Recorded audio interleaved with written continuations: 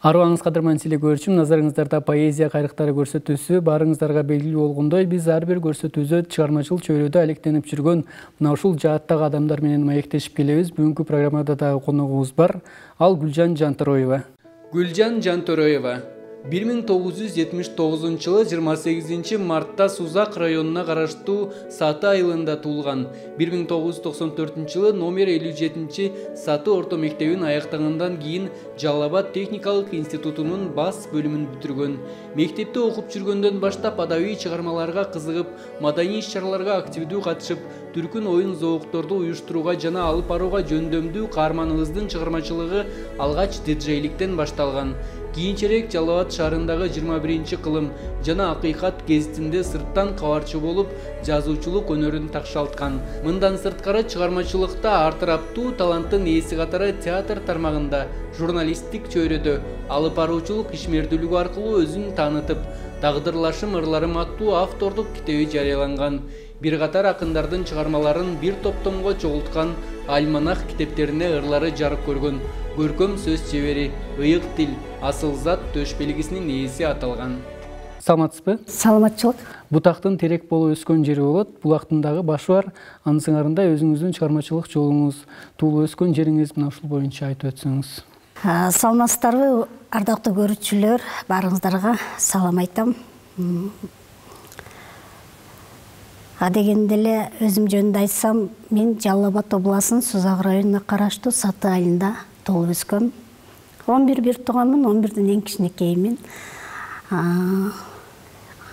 Айылдык эле дыйкандын үй бүлөсүндө төрөлгөм. Апам кичинекейинен мурунку заманда билесиздер да, кыздарды кошок менен узаткан.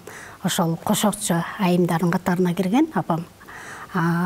Атам болсо аябай айылдан бир өзгөчөлөнгөн бир шаңдуу колдон чыгарып, үн чыгарып бийлеген инсан болгон.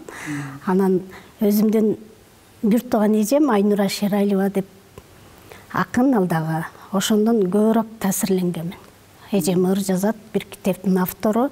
Азыркы учурда эжемдин ырларын атактуу ырчы Самара Каримова ырдап жүрөт. Ой жараткан сактай көр деген.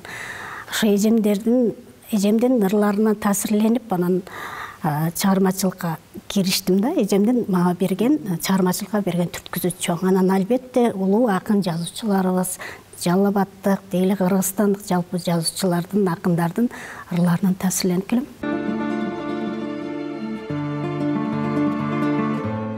Кыргызым, кыргыз сулуу, кылымдарды каарыткан, кыргыз улуу орunu бар тарыхтан, берекелүү дастарконун жайылтып, душманында пейили менен багынткан, кыргыз кымбат тоолорунда жүрөгү, кыргыз сымбат зоолорунда түнөгү, түк кири жок пейлиңден айланам, кимди гана тамшандырбайт мөрөгү.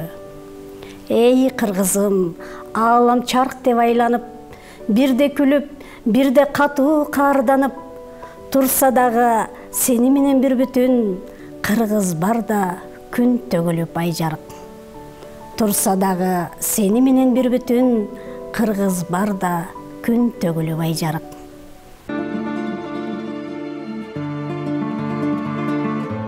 Кызмат кылып өтөйүн. Өткөн күнгө бир кылчайып карадым. Өз-өзүмө суроо берип барамын. Пенде болуп жашаган соң жашоодо өзүм үчүн эмне ишти жасадым. Бул жашоонун таталына кабылып, бир күн күлүп, кээ күндөргө таарынып, өткөрүп мен өксүк менен жашымды, өмүрүмдүн тең жарымын каарытып. Өйдө карап, өзүмдү мен талпынтам, өксүк кайгы кусалыктан арылам. Тагдыр мага канча сыноо салса да, табалаган дос душманга багынбайм. Мен жашаймын, жашоо улап алдыга. Мээнет жасап, кызмат кылам калкыма. Керемет курч калем сабым камчылап, китеп жазып, из калтырам артымда. Жакшы сөздүн гүлүн терип бүрдөйүн, жан дүйнөмдү жакшылыкка үндөйүн. Кызы болуп жалпы элдин жүрөйүн, кыргызыма кызмат кылып өтөйүн.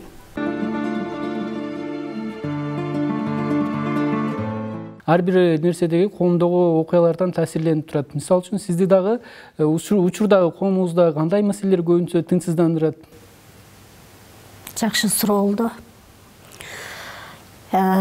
Мени тынчымды алган азыркы учурда айрыкча улуу кичи дебей коюндашып, моюндашып, ичкиликке берилген инсандар, чылым менен жаман багытка аттанган жаштардын жүрөгүмдү оорутат да. Ошол сапаттар бир аз жүрөгүмдү ооруп турат.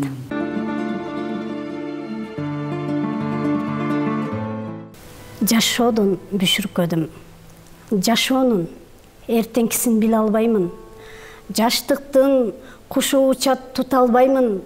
Жараткан пешенеге эмне жазганын божомолдоп мен аны биле албаймын. Суроо берем мен өзүмө кайра-кайра. Күнү түн ойго чөмөм ичке ката. Ким угат, ким түшүнөт турмушумду. Пешенеге жазылган күн ушул тура. Алдыга алтын өмүр шашып барат. Жаштык кез арт жактарда калып жатат. Токто өмүр шашылбачы суранамын. Жашоонун шаңдуу күнүн мен улайын. Түбү жок. Ой санага түшүп алгам. Түпкүрү жүрөгүмдө турат арман. Ачылбай жан сырымдын табышмагы. Калбасын каарылыкта болуу арман. Салынган узун жолдой кыйшак болбой. Баратам мен турмуштун жолун жолдой. Табышмак сезимдерге курчаламын. Турмушум мен күткөндөй ойдой болбой. Түшүнбөй канча жолу түйшөлөмүн. Турмушта санаалардан бүшүркөймүн. Суранам жаратканым бир өзүңдөн. Жакшы үмүт ойлорумдан үзүлбөсүн.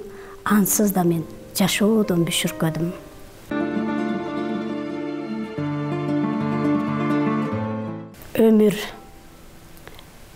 Өмүр канча, өлчөп аны билбейбиз.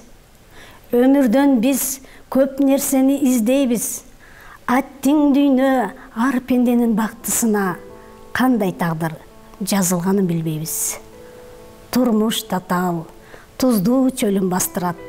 Кээде таттуу, ширин балын таттырат. Кыска өмүрдө кыйноо салып башыңа, көр турмуштан кээде без агаштырат.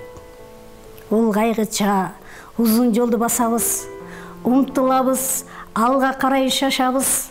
Жалган ушул жарыкчылык дүйнөдө, билбейм канча, кандай өмүр жашайбыз. Жалган ушул жарыкчылык дүйнөдө, билбейм канча, кандай өмүр жашайбыз.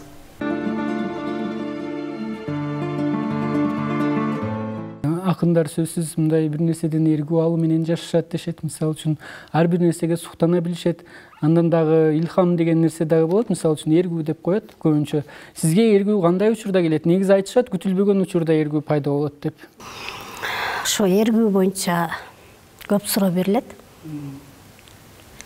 Көбүнчө акындар кайгырганда ыр жазат экен да. Кубанганда жазышат экен. Мага анын деле көп таасири тийбейт. Кандайдыр бир мезгилде эргүү келип калат. Ошол мезгилде гана жазып жетишип калышым керек да. Кайгырганда менде наоборот жоголуп кетет да. Кандай эргүү качып кетет да. Кубанганда бир кубанычтан жаралып калышы мүмкүн да. Кез-кезде. Бирок мен кубанганда, кайгырганда жазам дебейм. Качан Кудай Таала нарактан бир эргүү салган мезгилде гана жазып калам. Жаша мага суктанып, жаша менин жамалыма суктанып, жаша менин көздөрүмдөн нур алып, жалындаган сезимимди өчүрбөй, жаша дайым жүрөгүмө от жагып. Жаша мени кезиктирбей башкага, жан дүйнөмдү, сезимимди сен баала. Жолотпогуң жолу башка жандарга, жоогазын бер махаббатың бүт арына. Жаша менин бардыгыма кубанып, жалы ооруган жан дүйнөмдү суугарып, жалбырактай жумшак жанын саргайтпа, жаштыгымды өткөр бирге сен жанып. жашап өтчү мени менен түбөлүк, жашообузда күркөлбөстөн күлөлүк, жашамаңа суктанып жүр дайыма, жайнап жаздай жаркын өмүр сүрөлүк.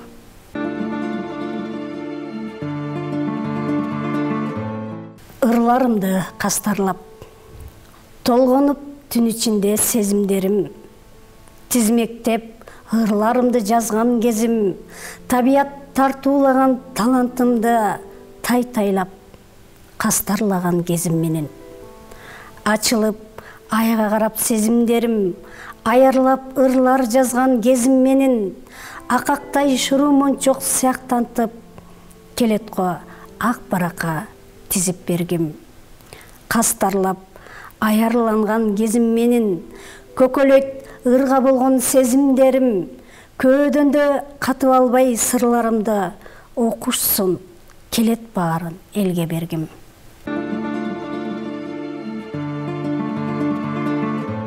Акын болгондон кийин сүйүү тууралуу жазбай койбойт деп эсептейм. Ар бир акындын дептеринде сүйүүрү болот. Же бирөө же экөө кеп, балким андан көбүрөөк. Мисалы үчүн сиздин бул чыгармачылык жолуңузда сүйүү ырлардын кандай багытта жазасыз? Көбүнчө бул өк сүйүү, мисалы үчүн армандуу нотадабы, же болбосо сүйүүгө чакырган, сүйүүнү сүйүлгүлө деген ыргактардабы? Эми жакшы суроо болду. Баарыбызга бир эргүү бере турган суроолордун бири да. Өзү негизи адам баласы бул тирүүлүктө жашаштын өзү чоң бакыт да. Жашоону сүйүп, адам өзүн өзү сүйүп, анан айлана чөйрө, ата-эне, бир тууганды, коомду сүйүп жашаш бул ар бирибиздин милдетибиз да. Анан албетте бул эр катын, баягы кыз жигиттин ортосундагы сүйүү бул башка. Бир кезде мен да кыялданып бир ыр жазгам, келесиңби деген сүйүү тууралуу. Ошолорду окуп берейин анда. Сай бойлоп сагынып сен келесиңби? Сүйүүнүн кызыл гүлүн тересиңби? Сагынып күтүп турам мен да сени, жүзүмдөн сүйүп гүлүң бересиңби? Аралап көк шиберди келесиңби?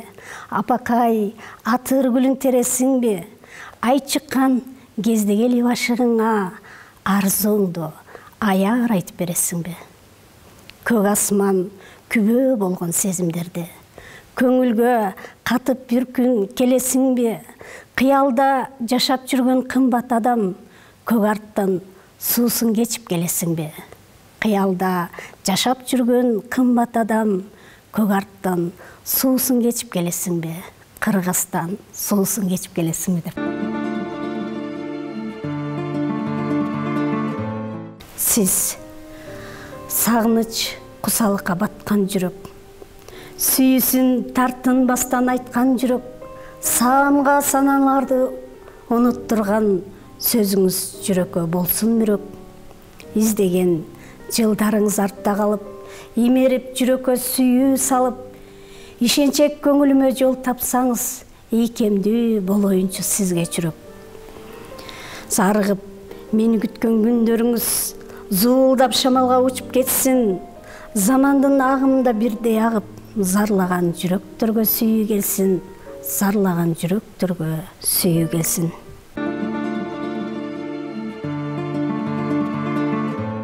Сен белең тирүүлүктө тапкан жарым сен белең, таалайымда бар бактымда сен менен, турмушумда өбөк чөлөк өзүңсүң, тагдырыма күлөө багып мен келем. Сезимимда махабатым сен белең, жан дүйнөмдүн жыргалына термелем, жалооруган көздөрүңө байланып, жашайм балкып жароо керим сен менен. Жаратканым кошкон жарым өзүңсүң, жалгыз эмес жанган эки көзүмсүң, тагдыр кушкон таалай багым эсен жүр, бул жашоомо жарык чачкан өмүрсүң. Бүгүнкү күндө калем кармап өзүн акынмын деген санагандар көп. Буларга кандай көз караштасыз? Эми негизин айтканда, мен деле өзүмдү аябай күчтүү акындардын катарында эсептебейм. Анткени деген акынды акын кылган эл да. Эл тараза, эл сынчы дейт. Элдин сынынан кабылып элдин сынынан жакшы жактан өтсөң, эл акын деген атты берсе акынмын деп эсептесең болот да. Анан көпчүлүк элдин арасында Кудайга шүгүр эле, бирок өз ордун таптым десем болот. Азыркы жазган акындардын жеңил желпи жазган ырлары бир аз менин мындай тынчсыздандырат да. Жеңил сөздөр менен жалпак, анан кандай деп койсом, ойкаштыгы жок, маанисине мындай эме беришпейт да, маанисин карашпайт. Жанагы чоң улуу акындар айткандай, ыр эмес пыр дегендей да. Кээ биркилер ошентип айтып калышат да. Бир кезде биздин ырлар да ошентип жүрдү. Мен деген аябай кагылдым, согулдум, коомчулукта элдин арасында жүрүп, акырын эми кичине такшалып аткан учурум, ошентип отуруп бир китеп чыгарган учурумда.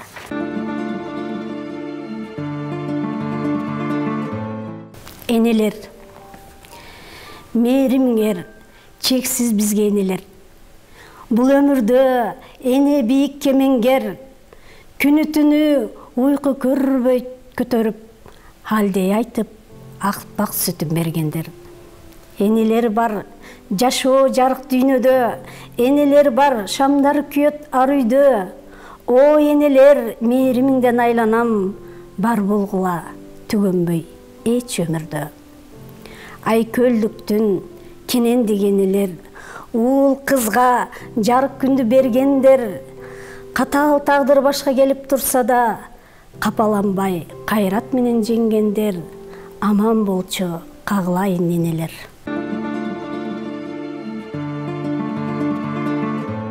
Туугандарга, мен бактылуу, силер барда туугандар. Балалыктын бакыт гүлүн сунгандар. Жашоом жарык, жүзүм турат кубанып, силер менен өмүр турат уланып. Бир буурлор, агам, эжем, жакыным, жап-жаш бойдон жүргүлөөчү карабай, өмүр берсин, бакыт берсин жараткан, силер үчүн ырлар жазам арыбай. Ар бириңер турмуш жолун бастыңар, уул кызды, неберени таптыңар, кадырлашып түбөлүккө сыйлашып, өсө берсин кадырыңар, баркыңар. Бар болгула кагылайын туугандар.